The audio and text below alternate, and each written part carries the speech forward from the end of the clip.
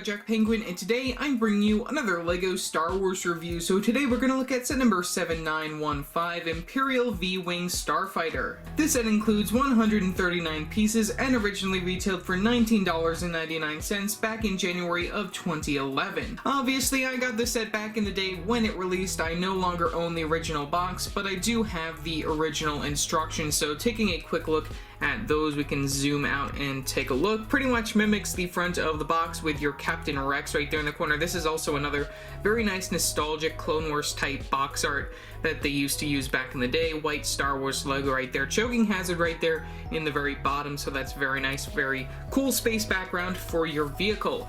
On the very back we have the Win Kid. We can flip right open. We have some advertisements for some other themes in here, which is also very interesting that LEGO used to do that.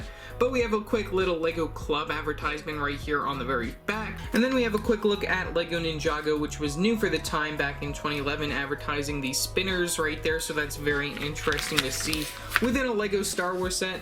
And then we have some of the other January 2011 releases right here. Out of these sets, I of course own all of them. You guys can expect some individual battle pack videos on these two. I believe not this upcoming weekend, but the following weekend. I don't know where I am when it comes to getting to that, but I'm doing in sort of chronological year order right now. I have the 2010 ones coming for this upcoming weekend, and then of course these two sets I will review sometime in due course since I do own them within my collection. To move forward, we have a quick advertisement for these sets yet again, just some of the Clone Wars style ones. These two went together. I do also own that other set as well, so you guys can expect a review on that sometime eventually. So yeah, that's just a quick look at that. Very nice layout. And then we have the play features for this set. Moving on to the piece count for one page, and then the final overall model for this particular set. So yeah, that's all for the instructions. So let's take a look at our minifigures and the final overall model.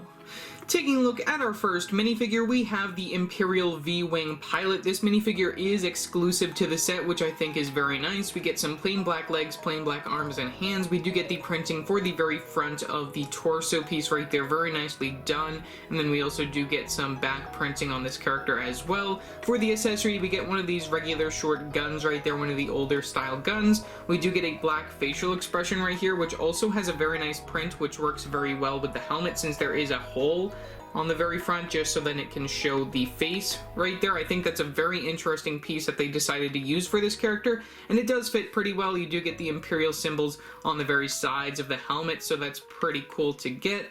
But otherwise, that's really all that I have to say for this character. Just some very nice printing on the helmet piece right there and some very nice torso prints for the characters. So yeah, that's all for the Imperial V-Wing Pilot. Looking at the astromech within the set, we have R2-Q2. This minifigure is also exclusive to the set. Inside this more sort of silver color for the droid, I really like that they decided to go with a different sort of color that we probably wouldn't normally see when it comes to a droid character, so I think that the coloring on this is just very nice. We do get the regular droid legs within that color. You can move those back and forth. Those are connected via those Technic pins, and then we do get the printing on the very front of the body as well as the printing all around the dome, which works very nice for the character. You can take a look at that. You can also just see like the design quality of this, just seeing like all of these lines. That's one thing that I don't like when it comes to them using like these pearl sort of silver or gold colors when it comes to LEGO. You know, that's just my only real complaints when it comes to this character, but otherwise it's just a very nice fine addition to your collection, and it's exclusive, so that's another very nice bonus when it comes to the set. Taking a look at the final overall model for the V-Wing Starfighter, I did review the 2005 one previously on the channel, so you guys can check that one out down in the description below. I will not be able to compare that one though, since I do no longer own it within my collection, but we can take an overall look at this model, which obviously I would do anyways. We do get a lot of stickers to add some details right here. We get this big long one on the very front right here to add some very nice detail. We get some Imperial symbols on the very sides of the wings right here on these 2x2 circular tile pieces. We also do get another one on the very top right here, which I think is very nice. We get the same sticker on the other side on this wing, and then we do get some stickers on these 2x4 tile pieces in light gray, just to add a little bit more detail to these other back wings over here. And I think that's pretty much all for the stickered or printed pieces that are included when it comes to this set. One thing that I do really like that we get within the set is that we do get this translucent 2x2 circular brick piece right here on the very bottom. This, I guess, is to add a little bit more of a levitating sort of feel to this set, since if you do look, we do get a very nice shadow, and this part does not touch the ground, which I really love that LEGO did that, just to make the set a little bit extra special. One of the big major play features when it comes to the set is that we do have these wings on the side right here, which I did mention before. One of the cool things that you can do when it comes to these wings, though, is that you do have the option of turning them to the side like this, which would be more of like a flying attack position right here. If you do have the wings open like that, I do have to zoom out. So there's a quick look at a more like attack position for this particular vehicle. We do get some pretend guns just being referenced with those cone pieces in black and then this stud underneath it, so that's very nice.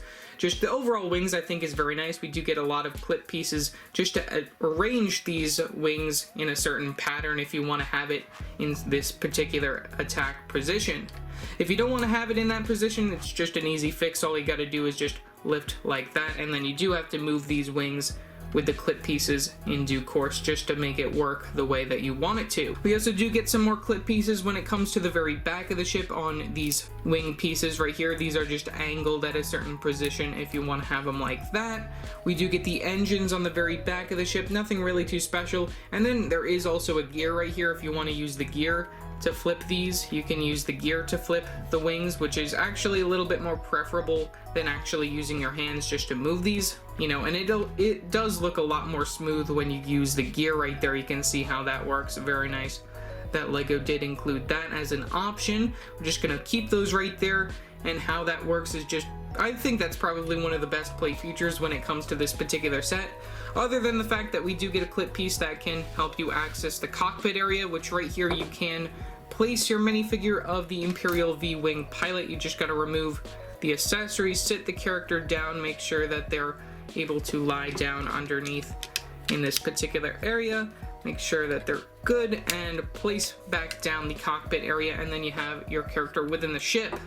There isn't really technically a place for your astromech droid, though it does show within the instructions that you can remove the dome piece, which is the head of the character, and then place it right here on the studs on the very back. I don't really like when LEGO does that, you know, it's not something that I'm too much of a fan of. I would have liked to see a place, but that would probably involve making this a little bit more bulkier, which probably wouldn't work since I do really like the sizing of this thing. It does work out very well in LEGO's favor. So overall, for a $20 set back in the day, I feel like this was very well worth it. You get 2 exclusive minifigures and then a vehicle that we really haven't seen before since like 2005, so I think it's very nice that they did remake it in 2011. I believe that they also recently remade it, I think in 2014 or something, I don't really remember, and I do not own that version, but this was just a very nice version of the V-Wing Starfighter. Otherwise, leave your thoughts down in the comment section below what your thoughts are on this particular set. Also remember to like and subscribe and hit that bell icon so every time I upload a new video. So yeah, that's it for now, and I will see you next time. Bye!